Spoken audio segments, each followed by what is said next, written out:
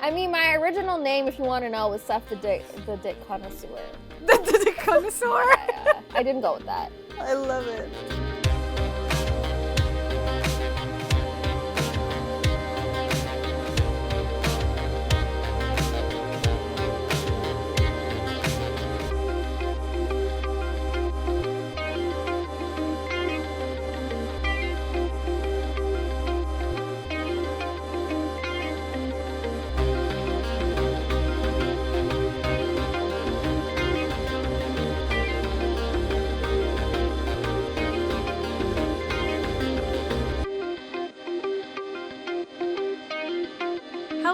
And welcome back to another episode of Romance and the Monsters. I'm Em. Hi, I'm S. I'm Seth. And today we are discussing Wicked Abyss by Kresley Cole. You guys, we're here.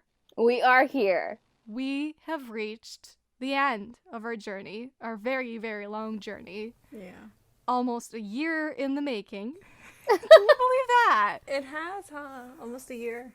Because we started posting in September, but we started recording way ahead of September. So technically, it probably has been a year at this point. I can't believe we finished our first series on the podcast. Can you put little sounds, little fireworks? Yay! We can clap for ourselves. Congrats, girls. We did it. Congrats. Let's pat ourselves on the back. All right. So, Wicked Abyss. Yes. What is it about, Seth? Last book in the series for now. Okay, for now, yes, exactly, because we're waiting for Monroe and everyone else. Okay, so basically, the story starts off with our fave Valkyrie, Nyx, telling everyone a fairy tale of Abyssian, who is a member of the Warrior, so the Bringers of Doom. He's king of hell, and it's between him and a fairy princess named Calliope, who yearns to just be a queen, and her dream is to become queen. So we jump to Lila, which is Calliope. Reincarnated. Well, yes, it's a reincarnation story. So in her past life, she was Kari or Cariana. I don't know how you say it. Let's go with Kari. So I guess I'll just do a quick little rundown of that. So basically what happens there is young little Abyssian meets his mate when he's 16, and things happen, and he finds out that she obviously has no feelings for him whatsoever. She only used him for information about the demons, and he's kind of the reason why the demons got enslaved by the Fae people. Yeah, so he rightfully hates her, and he doesn't have his horns anymore because he took them off he brutally took them off from his head. He mutilated himself, yes. She dies in childbirth because she marries some other Fae king. And she gets reincarnated as Lila. And, what happened? What was I saying? Oh, yes. She works at Disney World, and she's working as Cinderella, which I love. While our hero is kind of trying to acclimate to his new appearance with the hell curse that alters his appearance to look more like a person from hell. So he's known as being this uber good looking guy that can get any woman by just looking at them. He's that hot. So now he's trying to get used to looking like Satan, basically. He's got the horns, he's got the red skin, he's got the piercings everywhere. He's getting more and more monstrous looking by the minute. Exactly, and that's something called the hell curse, which every leader of hell goes through this, and the only way to stop the change from happening or reverting back to what you looked like before is to find the hellfire. That's apparently what led everyone to this, not led everyone, but led the origin, I guess the original demon, to this plane, this realm of sorts. Anyways, so the story starts off when Lila is approached by Nyx and her fiancé, Seth, who basically banished her when she was 12 because her parents kind of betrayed him and he killed them. He comes to her with the opportunity to return to her much-loved kingdom and be the queen that she was promised. All she has to do is use Sian to get information about the Warrior and betray him. And we all know that that's kind of what happened with him and Kari in her previous life. So it's kind of like history repeating itself. But what Lila doesn't expect to happen is fall in love with him. And And yeah, that's just the setup of her story. But she's there to betray him, and obviously he doesn't treat her kindly in the beginning because of how much she resembles Kari. And also, he just vowed to get revenge on her next life, her next incarnation of sorts. Can I just say before we get into like if we like the book or not, Yeah. that I was so happy when I started this book just because when we read Bowen's book, Bowen and Mary Ketta, Yes. I remember saying that it would have been fun if it had been an actual true reincarnation where your past self is completely different and you don't like your past self. But obviously that wasn't the case in that book because turns out it was all a lie and Mary Kata was his mate all along.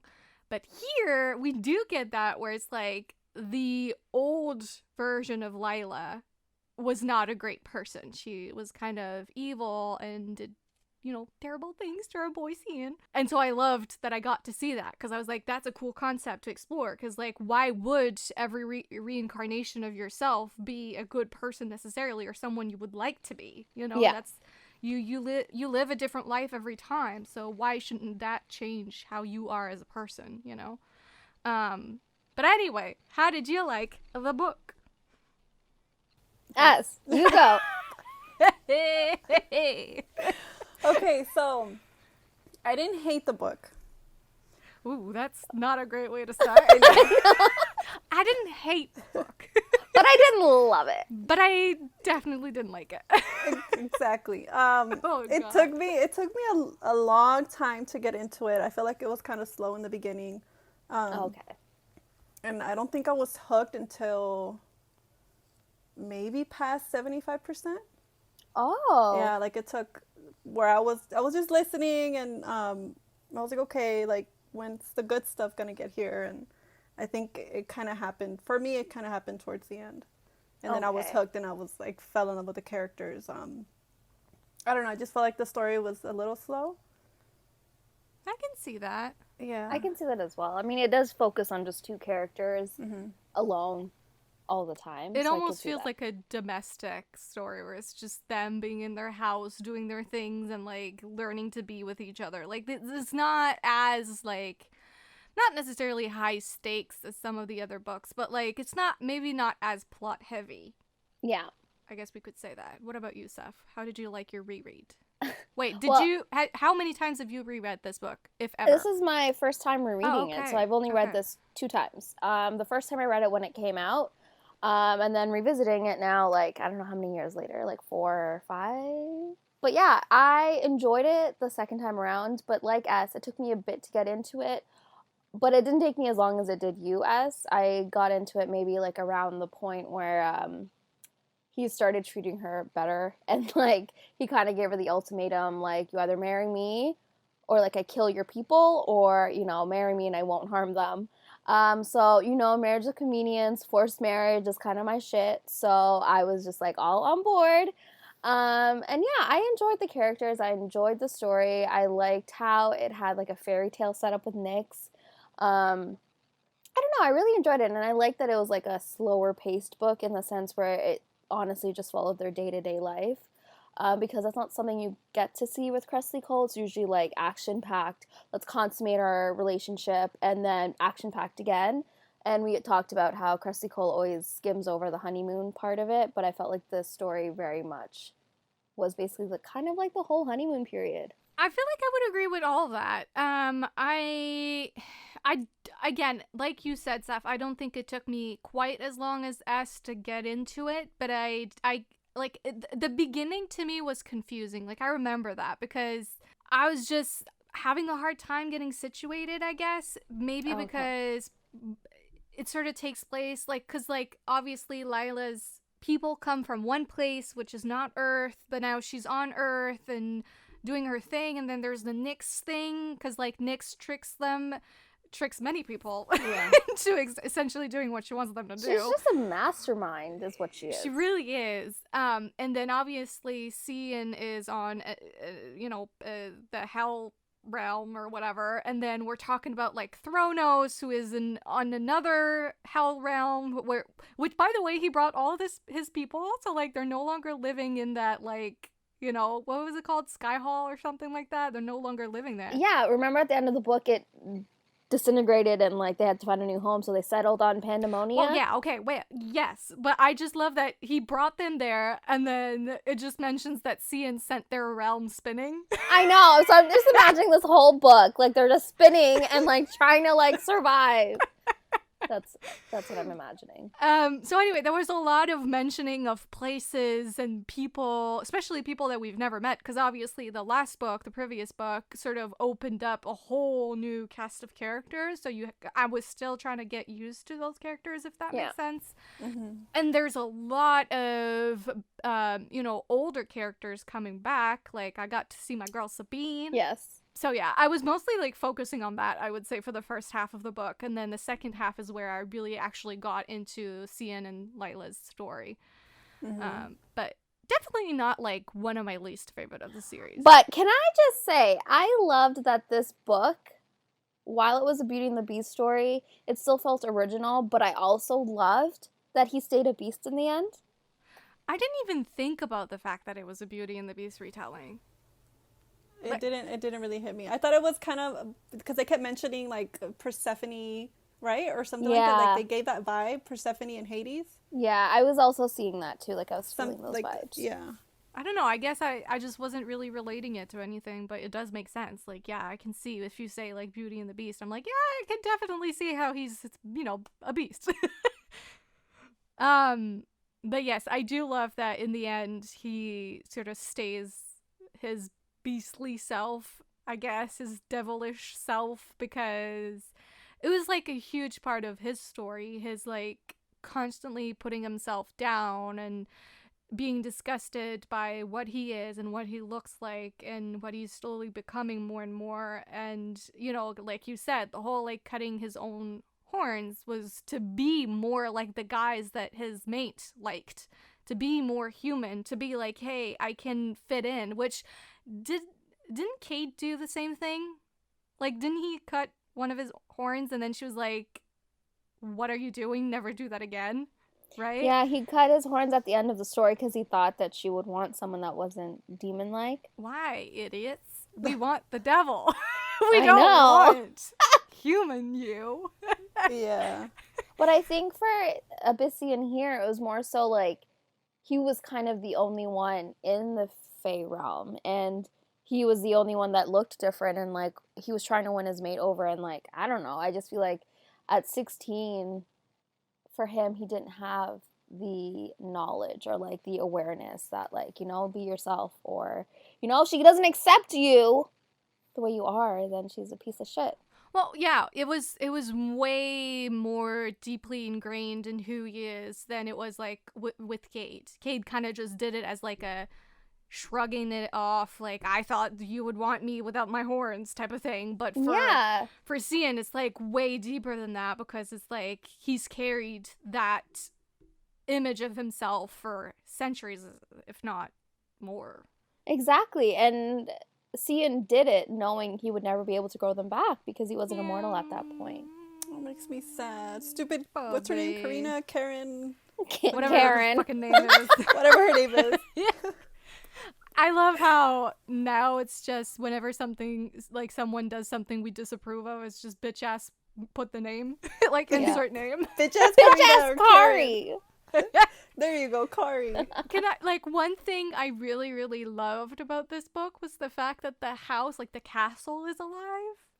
It reminded me of the house in Abyssian. Yeah. It did, right? I was like, oh my god, the castle is alive. And the land, like even the realm, has the emotions, reflects the emotions of Sian, like his own emotions and what he's going through. So like, because he's like having all this like inner turmoil, then the land is like in turmoil, and I loved how alive it was around the place. No, I enjoyed that too, and I like that also when Lila becomes Queen of Pandemonia, she also, like the realm also adapts her emotions and reflects it as well. I loved it. I like that idea, and I like that the house is alive, and I love that it loved her. Yeah.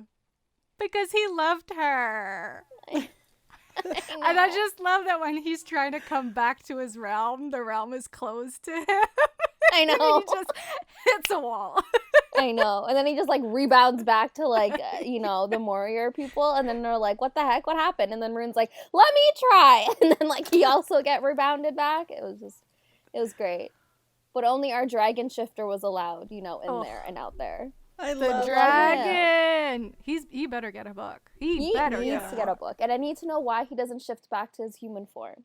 What did you think about Sian's treatment towards Lila at the beginning of the story? Like when he kept making her do menial tasks, like spinning yarn that he would obviously never use. He had no purpose for.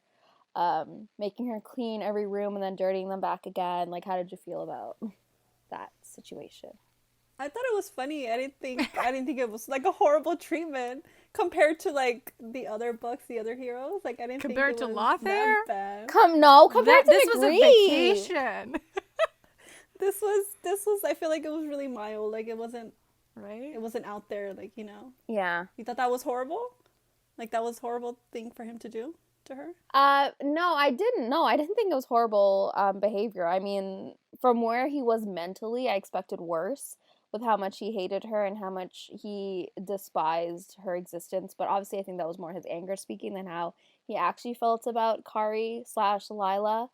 And also the way she handled it, I didn't find it anything wrong. Like she was over it. She was just, her mentality and her attitude towards it was like what made me enjoy those scenes a lot more because of how like not cowardly she was.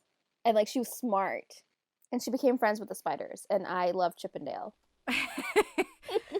Yeah, I mean, I would say the same. Like, it didn't bother me. Plus, there's a point where Sian says, like, that he has, like, a lifelong of hate that he's been holding on to for centuries. And he does mention multiple times in the book how he knows he needs to move forward, and he's trying. He's really trying not to look back towards the past and to move forward and to, accept things as they are and to accept that the past is the past. And yeah, I really think he's trying his best, but it's not easy. And I just think that in a way it is realistic how it does take him quite a while to just really put those things behind, because it's like, yeah, it's not going to happen all of a sudden when this woman from the past has had such an impact on who he is, which of course Lila, it wasn't her fault, but she does have the same face as that woman, and she is a reincarnation, so of course it's going to be hard for him to just overlook that and be like, yeah, you're a totally new person, never mind. Like, it's a lifelong of hurt that he's carried because of it. So yeah.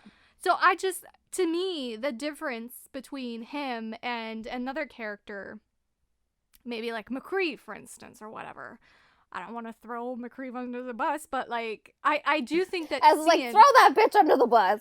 Let's do it. Let's throw him under. I think that the difference is that McCree was not necessarily making the conscious choice of changing, whereas I do think that Sian, even when it was difficult, he wanted to move forward, which makes the whole difference for me.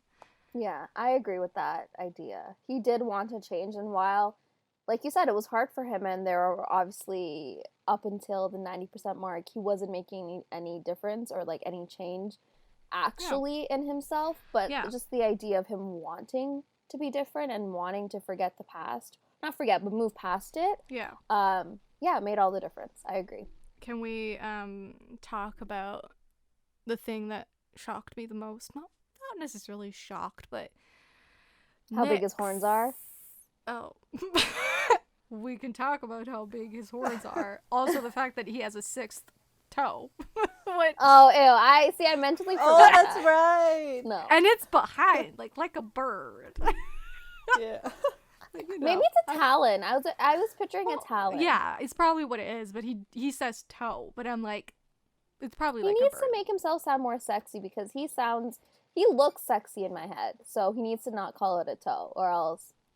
That's a sixth toe is not gonna discourage me. If I can read about hot aliens with 4 fingers or 3 fingers, God forbid, I can do a 6th toe. Okay. Toe, okay? Sorry, I totally cut you off. Where were you going with this? Where was I going with this? You were just like, can we talk about? Oh, can we talk about Nyx and Orion? Yeah. Hello. Yeah. Yes. Hello. Oh. I lost my shit. Literally At the lost end? my shit The at that end. last line when she says, "Your move, Orion." I was like, yes, bitch, No, and I'm it's not here only for that. It's not only that. She looks up and smiles softly, and then she's like, "Your move." Like it's a game between She them. knows they're mates, right? She can't see her own future. She can't? No. So She has to know. I think they know that they're each other's mates, which is why like I feel like they have this tension between the two despite them never meeting.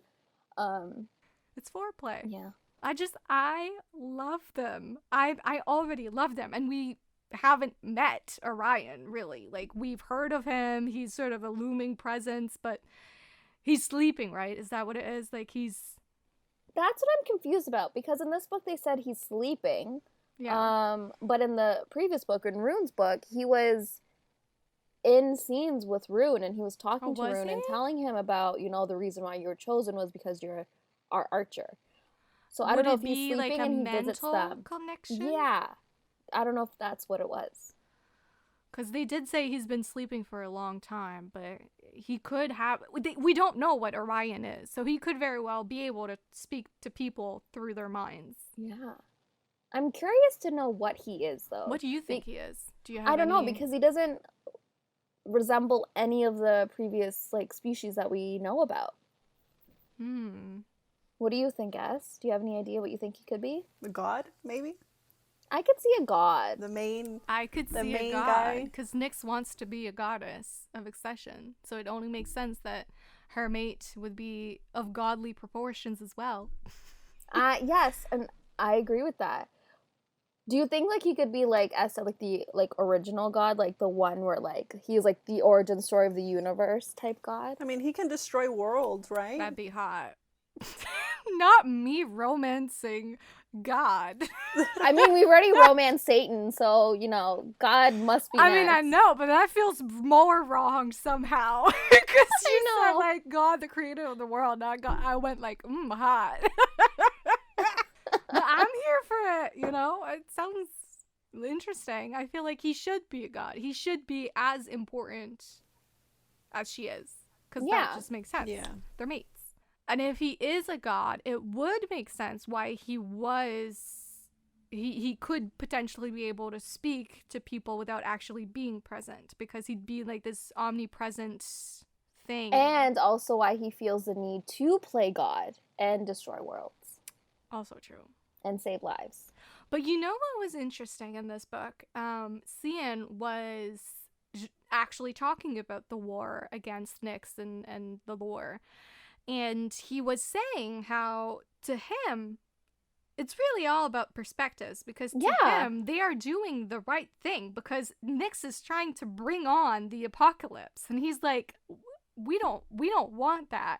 So to him, they're like, we're saving the world. What are you talking about? But to the lore, it's like, no, you're invading and trying to murder all of us and create a war. And enslave us. Yeah. And he's like, no, you need control. You need, someone that can guide you in the right direction. Yeah. But yeah, you're right. It's all about perspective. So would this be their first accession, being a part of it?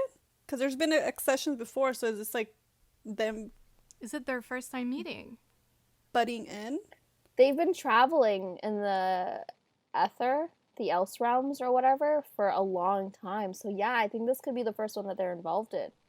Isn't that insane how the series started off as literally Locklane hunting down Emma in the streets of Paris?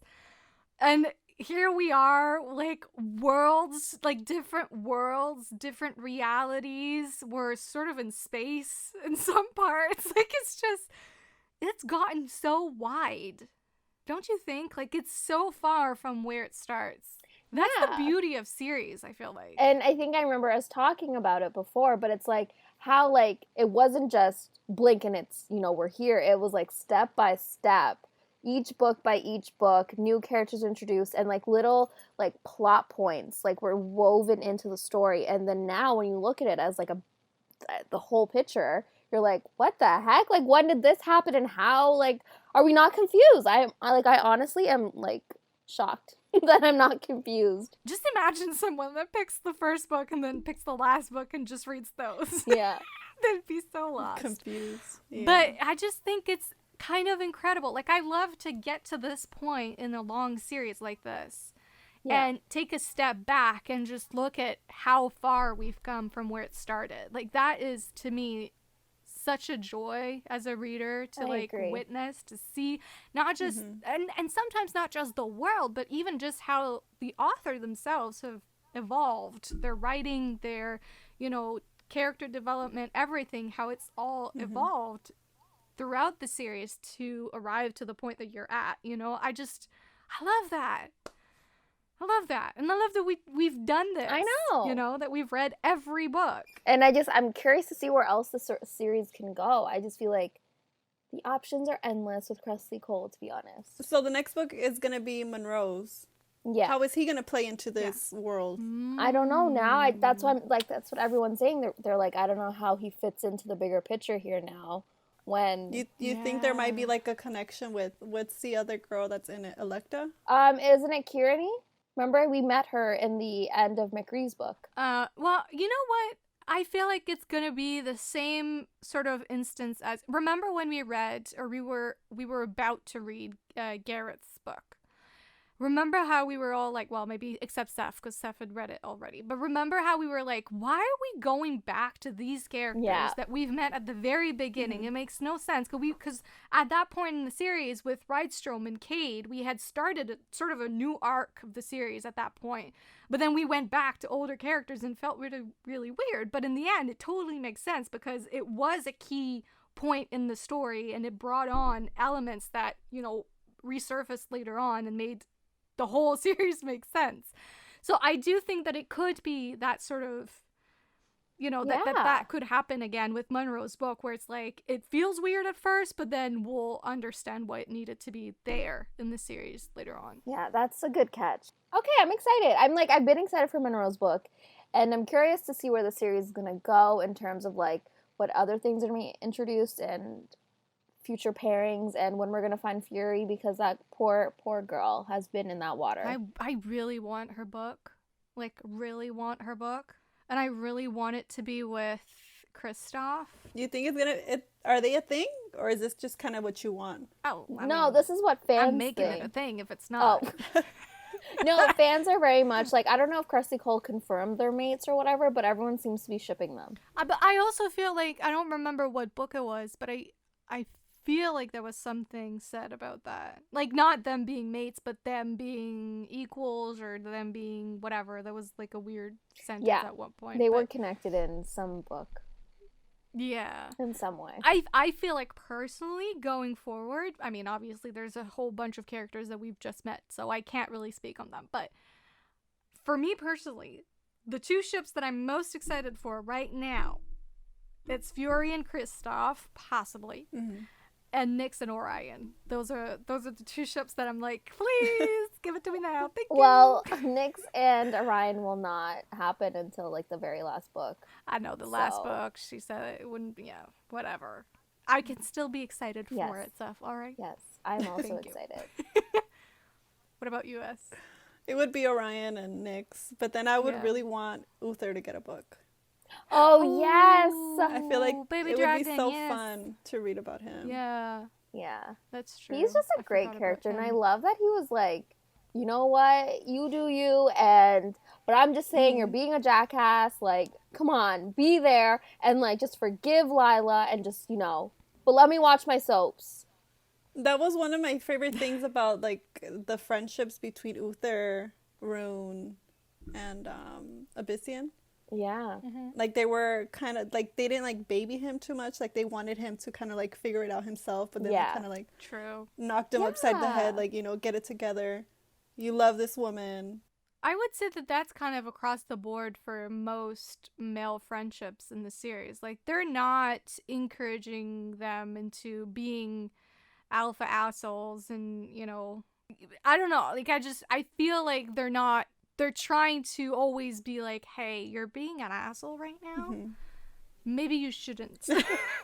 And that's important, Yeah. call out your guys when they're being No, assholes, please. I agree with that. And I feel like when male characters are very like uber asshole alpha guy, they don't necessarily have a lot of friends or like a lot of, I guess, male friends or any friends in general, I would say.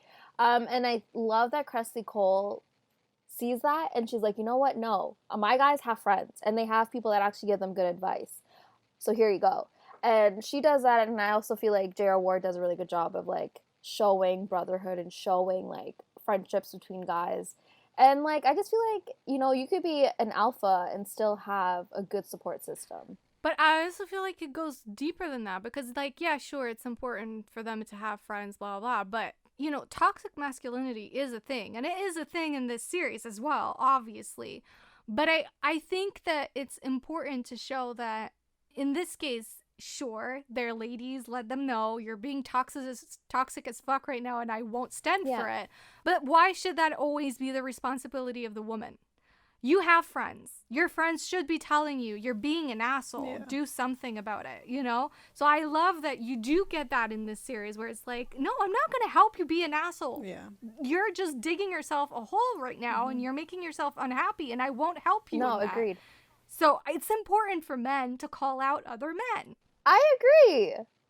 And I feel like that doesn't necessarily happen in a lot of other books that I've read. And I applaud Kresley Cole for having that in her stories. And while some of her characters are complete toxic assholes that you never want to be around, Lockley, you just... No, you didn't. No. Even Lachlan had brothers and cousins telling him he was being an asshole. That's where I was getting at. He still had people giving him wake-up calls and calling him out on his bullshit. And I love that even in the first book we've had that. And you know what? Growth. Because was it in Gareth's book that Lachlan calls him? And Lachlan is the one giving the reasonable... Yes! Advice. Yes. And we were all like, oh my God, Lachlan, look at your growth. No, and I honestly feel like for him, it needs, like, it'll happen in time. I just feel like where he was mentally in this first book, like, I'm not calling him out as, like, just because, I don't like him. I honestly feel like he's grown as a person. And like Marge said in Gareth's book, you see the change. And it's just going to keep getting better from there. Oh, I know this. I'm glad that you girls figured it out. She's like, it was just you two that was, doubting it. This is great. I love it. No, but it's true. It's true. We shit on Lachlan a lot. It's just funny to do so. But, like, it is true that he's changed. And where we meet him in his book, like, he's the first one in the series. Those are tough shoes to fill. Because you're setting up an entire series. Yeah. And he was broken as hell. And his mate was a vampire. So, yes, I understand. I feel like we've tolerated worse than him at this point. Yeah, we have. Definitely. Okay, I'm totally switching gears, but it's kind of like still in the zone of friendships or whatever. With Lila, she's grown up fearing the Moria and fearing Rune, and she's had nightmares where she dies by Rune's arrows. What I loved about that is that she was afraid of them and never wanted to see the Moria, but I love that she had to take a moment and kind of watch in on like the friendship with, is it Uther, Rune, and Sian, and just like see them, and Joe as well, like see them, and she recognizes them as more human-like, like they're not like monsters to be feared. She actually had to recognize the wrongness of her own upbringing because of all the stories that she was told and get to know them as people, and I really liked that she had that own personal growth within herself, and also she kind of faced her own monster, her own boogeyman of sorts. Do you want to get into the monster then? Because that's kind of adjacent to that, isn't it? S, do you have any? I think for Sian, I wrote down that his monster was like his past and wanting revenge. Yeah, I have that as well. Against that Karen bitch, whatever her name is. That Karen bitch. What is it? Is it Kira? It's Kira? It's Kariana, I think. Kari. What happened was that he betrayed like his kingdom, right? Like a lot of people died because of the secrets that he ended up telling her. So I feel like that carried on and affected his relationship with Lila. I think that both of them have felt extremely isolated their whole lives. You know, Lila, she was exiled from her land, her realm. And she kind of never felt like she was good enough for her people. And similarly, Sian never felt like he was good enough. Because, like we said, he always felt like his demonish side was something to be ashamed of, and that he, you know, should try and hide or destroy or whatever. So both of them, I feel like, were extremely lonely as a result, and isolated from everyone and everything. Even though they had friends, that doesn't necessarily mean that you don't feel lonely, right? Yeah. And so I do feel like they connected on that front. Yeah, that shared loneliness. I agree with that. And feeling of just not fitting in. And for Sian, I also saw his lack of confidence and self-esteem in himself with his new looks. Really played a part in kind of like halting their story, because he kept second-guessing every time, you know, she would get aroused, or every time that she would, you know, say that he was like, you know, she was attracted to him or whatever. Like, he constantly second-guessed everything in terms of his looks, and if Lila would ever regard him as attractive, because he saw her as like this uber beautiful person. And he just never thought he could compare, even before he started turning into, you know, the hell version of himself. And yeah, I just felt like he had to start loving himself in order to find peace in that. And yeah, I think I don't even think he's reached to that point yet. I feel like more so he finally accepted that Lila does love him the way he looks in his demonish ways, but he hasn't really, I don't think, loved his new look, because like he said, he hasn't even looked in a mirror for how many years. So yeah, I don't know.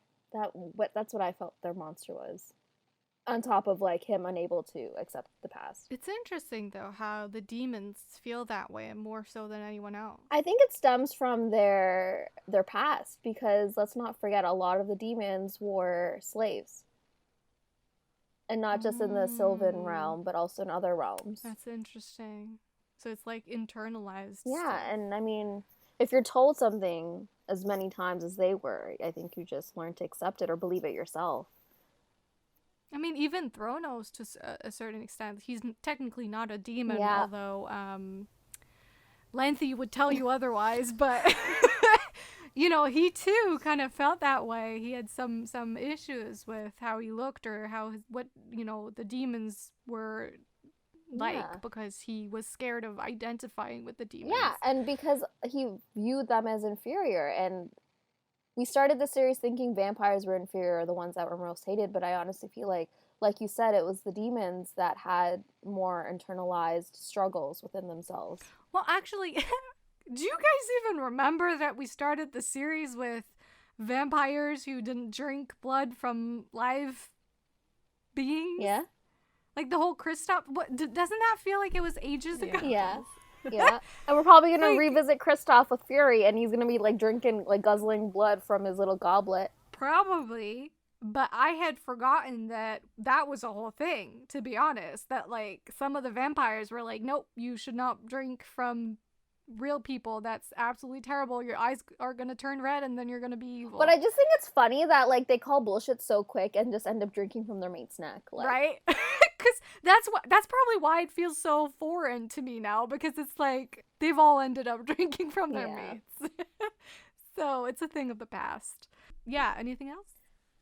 For Lila, I didn't really find a monster for her in terms of like her day-to-day or like her personality, because like for me, you can't really fault her for not trusting Sian enough to tell him the truth, and like why she originally got kidnapped, quote unquote, because it was a fixed kidnapping. She knew it was going to happen, because she knew that, like, she called out on his inability to ever look past his trauma and, like, what Kari did to him. Like, she knew at the back of her mind that, like, she would lose him as soon as she told him anything.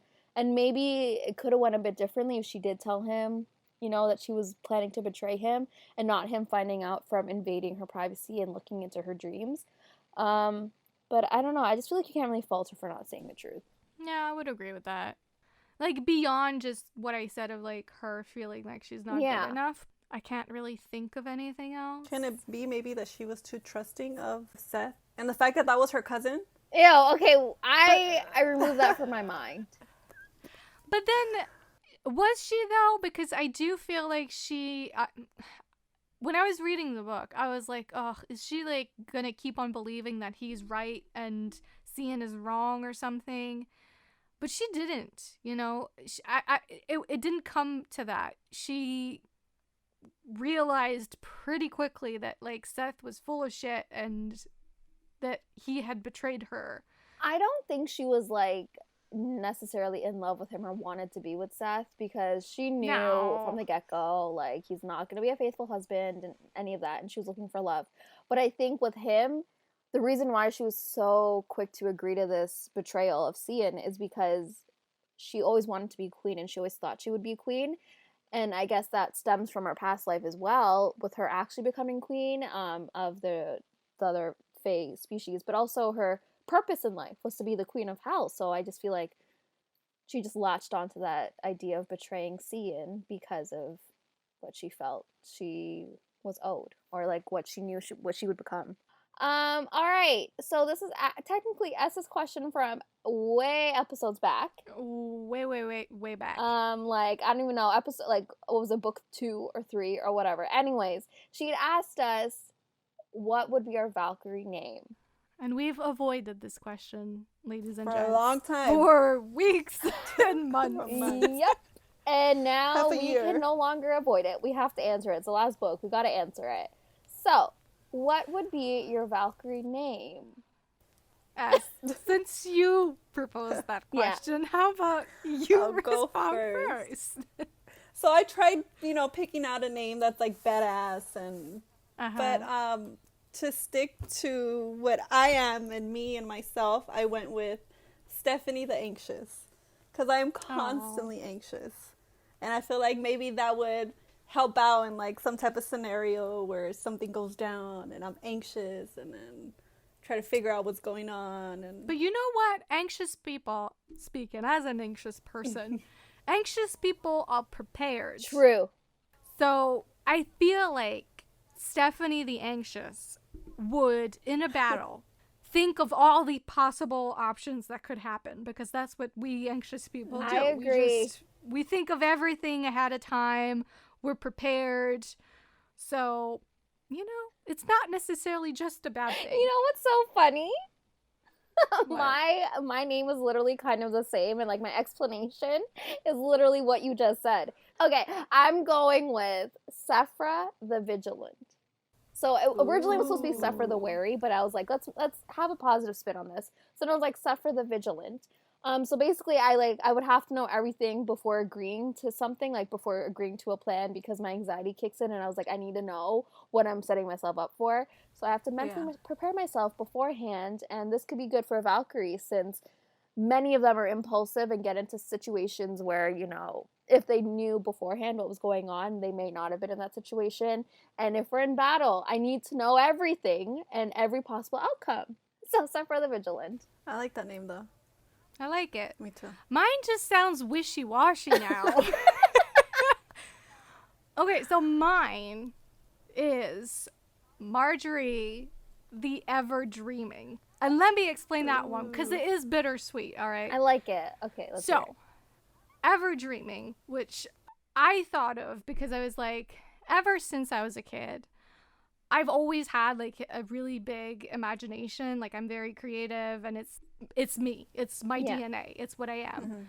Mm-hmm. And even like as a kid, I would make up like false scenarios and stories just to soothe myself, type of thing. And then obviously it evolved into just me, wanting to be a writer and whatever. So there's that. And also, like, I'm like, oh, I'm creative and stuff, but then I just rip off Nyx's name, the ever knowing. Like, how creative is that? I mean, you could be the goddess of dreams. Could be. But the bittersweet to that is, and the thing is that, like, with all the Valkyrie names, or at least the ones that I can think of, it's like a blessing and a curse at the same time, right? It's like, it's good, but it's bad. And the bad part of it for me is that it's ever dreaming, because I'm very bad at actually making my dreams reality. Like, I'm very, very bad at actually putting time and effort into the things that matter to me. So a lot of my dreams sort of just stay dreams and I don't realize them.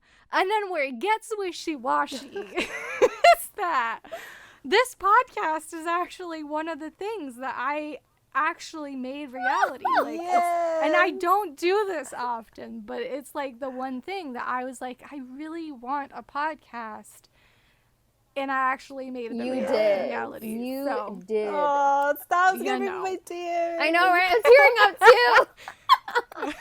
Bring out the tissue. I mean, my original name, if you want to know, was Seth the Dick Connoisseur. The Dick Connoisseur? Yeah, I didn't go with that. I love it. I love that this podcast was a thing, though. I really do appreciate it. Yeah, I mean, I still think that Marjorie of the Superior Taste was a great choice, but the girls did not let me have that. Because who's to say your taste was superior? Me and everyone else. Who's everyone else? I know. Everyone else. Anywho, so we've read a billion books. A Hunger Like No Other was our very first episode we ever posted. And now we are here with Wicked Abyss. And I want to know, because Az told me earlier that this was a first for her, that she read like a huge series like that and completed it, which is a feat in and of itself. Wow. To be honest. I didn't know. So my question is, what do you think you'll take away from this experience? So for Seth, since it's not your first time reading it, maybe it's something to do with the fact that we recorded these, that we, turned this into a podcast. Yeah. Or maybe it's just something to do with the series. But, like, essentially, 5 years from now, when you think of Immortals After Dark and this experience, what will you think of, is my question. And I'm trying to be, like, wishy-washy sappy for the end of this series, because, like, why not? So, like you said, it wasn't my first time reading it, but I felt like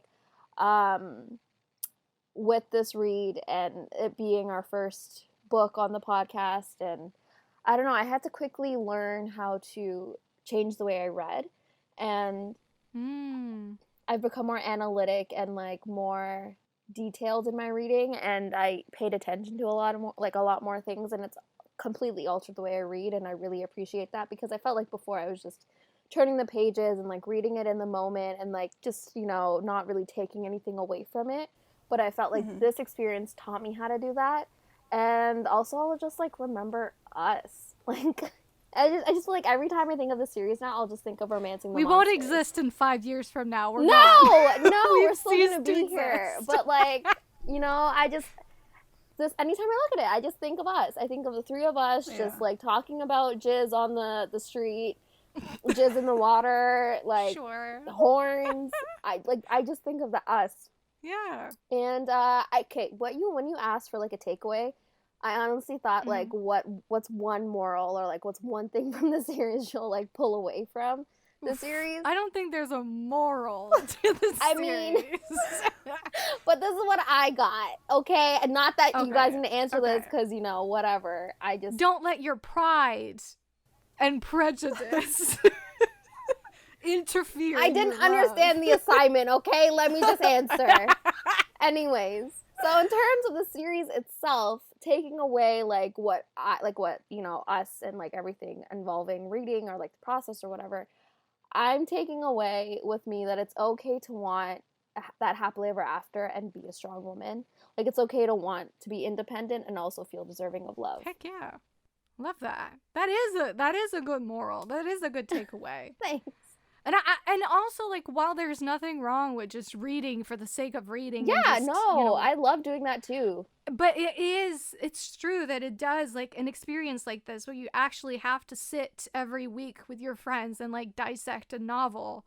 it really does bring you a new appreciation, because you notice things that otherwise you wouldn't be noticing, or there's like a continuity between each book, and like how did that evolve, and like you question things that you wouldn't question. So that and is also true. talking with you girls, I feel like I found a new appreciation for not just this series, but like in general a lot of other books that we've read, because like I hear your perspectives and they're different than mine, and your life experience obviously shadows your own experience with the book. And I don't know, I just feel like you learn different things about a series that you might not have thought about before. I feel like for me, the takeaway is firstly kind of like putting myself out there, like with this podcast. And I feel like throughout the years, I feel like I've kind of closed myself off. So this was a thing that was a bit of a challenge. So I don't know if you girls know, sometimes I get really nervous. And we've been doing this for I don't know how many freaking episodes, and I still get nervous. And then also finishing a long series, because usually I'll start a series and then I'll forget, and I'm like, oh, I'll go back to it. And I usually don't. So that was a big challenge for me to actually read through a whole series, which is 17, 18 books now. And just getting to do this with you girls and discuss. And so let's cry. Well, I'm happy you put yourself out there, and like, you know, you're doing this podcast with us, and like we're doing it together. And I'm also someone that, like, you know, beforehand I was kind of not ashamed, not necessarily, I was more like conservative or like reserved. I was more reserved in terms of like who I said, like who I told what books I read, or like things like that. But now I'm more like, yeah, I read romance, so what? And like I love it and I celebrate it, and I love that this podcast is all about positive portrayals of like everything, and just like positively speaking about things that people shun, or like things that people don't deem as actual books. Another takeaway. Anyways, moving on to March. So mine may be a little bit less emotional, but I was wishy-washy with my Valkyrie name, so it's fine. Yeah.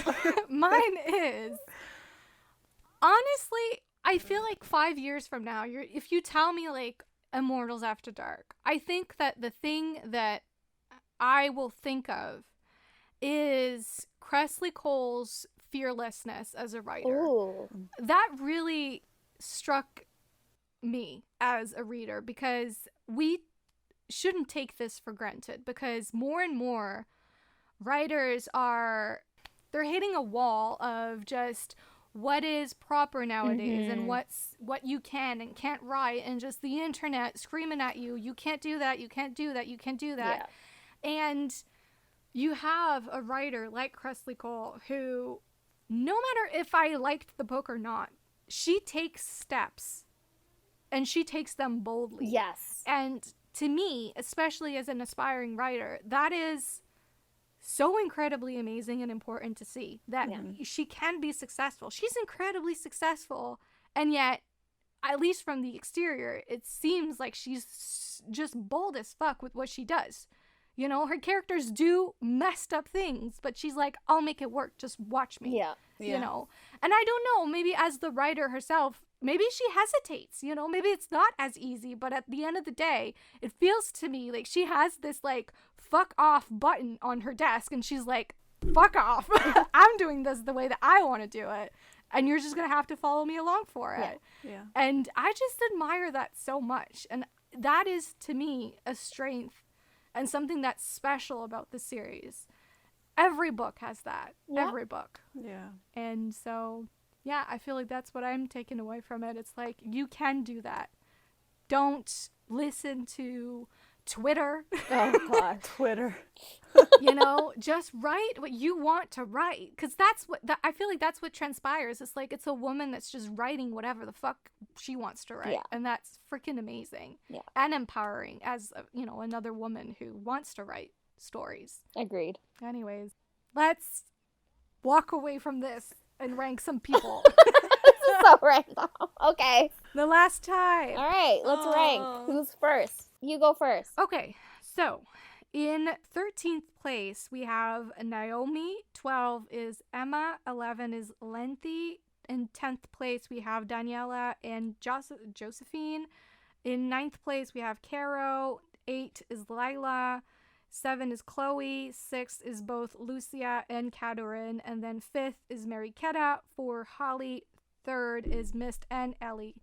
2nd is Reagan. And 1st, the queen, Sabine. All right. S, you want to go next? I'll go next. So 15, Naomi. 14, Daniela. 13, Lanthe. 12, Chloe. 11th, Mist. 10th, Katerin. 9th, Sabine. 8th, Carol. 7th, Elizabeth. 6th, Emma. 5th, Reagan. 4th, Joe and Lila. 3, Lucia. 2, Holly, and first place, Mariketa. All right. What was that? I just feel like Ellie deserves higher than Emma. That's all I wanted to say. Oh, God. Anyways. Go on with your list. You know that saying where it's like, if eyes could shoot daggers? That was the what facial that was. expression that's up. She's shooting daggers at me. Okay. So my list goes 12 Naomi, 11th spot goes to Emma, 10th to Danny, 9th spot goes to Lanthe, 8th goes to Lucia. 7 goes to Caro. 6th spot is a tie between Holly and Chloe. 5th spot is Mist and Katerin. And 4th is Joe and Lila. 3rd spot goes to Sabina Mariketa. 2nd, Reagan. And 1st spot is Elizabeth. I feel like Katerin is really high on that list. Katerin was originally in 4th spot with Joe. But then Lila came Wow. around and she got pushed to 5th. So you really like Katerin. I really liked her, yeah. The men. In last place. Surprise, surprise. We know who it's going to be. King of losers. No, I'm kidding. Go on. But with a redemption arc. Yeah. Lachlan. In 12, we have Murdoch. 11 is a tie between Sebastian and Conrad. 10 is Malcolm. 9 is McCreeve. 8 is Thronos. 7, we have a tie between Rune and Sian. 6 is Bowen, bitch ass Bowen. 5th is Cade. 4th is Gareth. 3rd is Nikolai. 2nd is Rydstrom and Lothair. And 1st, I've decided to keep it as Declan. I'm shocked again to see Sian so low on your list. Well, he's with Rune. But I feel like he was loads better than Rune. They were about the same for me. Okay. All right. So 15th, Thronos. 14th, McGrief. 13th, Murdoch. 12th, Conrad. 11th, Sebastian. 10th, Lothair. 9th, Nikolai. Wait. 8th, Malcolm. 7th, Declan. 6th, Rydstrom. 5th, Lachlan. 4th, Rune and Abyssian. 3rd, Cade. 2nd, Gareth. And 1st, Bowen. Wasn't Gareth first a couple weeks ago? They switched off. Uh-huh. But Bowen, it's See, you Bowen. don't even have an actual first. They keep switching. Well, no, this is our final decision. This Yeah. is final. She can't change it ever again. Whatever. I'll stop the judgments. I guess be grateful my man's in the top 10. 12th goes to Lachlan. 11th, That's fine. Thronos. 10th spot goes to Murdoch. 9th goes to Sebastian and Rune. They're total opposites, but they're there. Oh my god, yeah, like the men whore with the cute little virgin boy. Yeah. It doesn't match. No, but they're there for different reasons. Yeah. 8th is Nikolai. 7th is Gareth and McGrieve. 6th spot goes to Cade. 5th goes to Malcolm. 4th goes to Rydstrom. And 3rd goes to Bowen and Sian. I don't know why I said and. 2nd goes to Conrad and Declan. And 1st goes to my man Lothair. Surprise. Surprise. All right. This is it, folks. The last one. Last book in the Immortals After Dark series, Until Monroe. Oh, of course. If you have any thoughts, if you want to share with us your own ranking of the characters, please feel free to do so. You can reach us online on a lot of places. We're everywhere. You can reach us on Twitter at @TheRTMPod. You can reach us on Instagram at Romancing the Monsters Podcast. We are on Twitter. No, I just said that. We are on TikTok at Romancing the Monsters Pod. And we also have YouTube, by the way. If you need captions or you prefer captions while listening to podcasts, you can go on YouTube, just search Romancing the Monsters Podcast, and it should pop up. And we have a lot of episodes on there, but we're slowly getting caught up to where we are now. Am I forgetting anything else? No. Email. Did you say email? Gmail. You can email us as well on romancingthemonsterspodcast@gmail.com. And if you want to reach me, you can reach me on both Twitter and Instagram at Foes and Lovers. And you can reach me on both Instagram and Twitter at ButThisBook. And if you want to talk to me somewhere, somehow, you can reach me on Instagram and Twitter at ProsWithWoes. And also, if you liked this episode or any episode prior to this, or just want to, comment, feel free to like or give us a rating on Apple Podcasts or any podcast service out there. We're basically on all of them.